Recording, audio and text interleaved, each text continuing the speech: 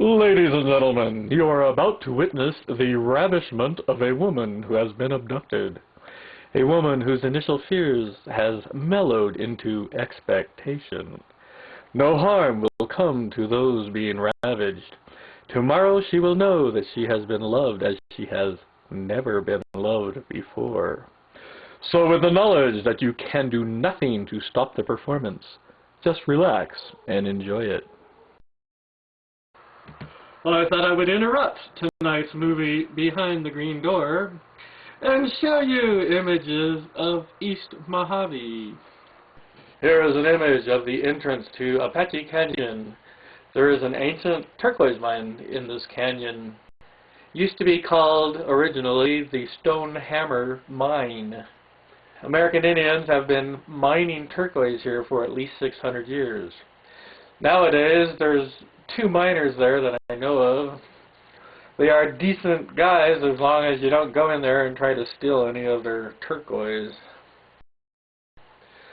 This image shows a bench hidden in the Providence mountain range.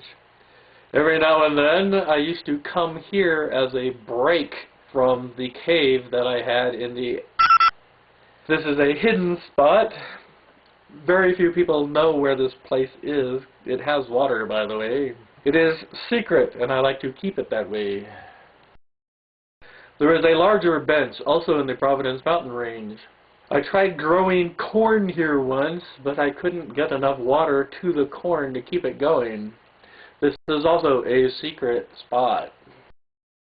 Here I am at Bull Spring. Not so old hippie took the photograph here.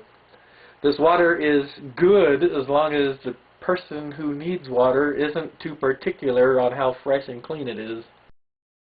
Here's an image showing how I cooked my meals for 30 months when I was living on the border of Death Valley in a cave. This is what is left of Francis Spring. The spring has been dry for at least 5 years. Unfortunately, it looks like it will remain dry forever because the water table has dropped considerably. 4 years ago, my sibling, not so old hippie, told me to go and meet him out in the Kingston mountain range in the East Mojave. Unfortunately, that is many hundreds of square miles, and it took me quite a while to find him. Since he was only packing a sleeping bag and a backpack, he didn't make a very large spot in the mountain range. I eventually found him just before sunset and took this picture of him. This here is a Mojave iguana.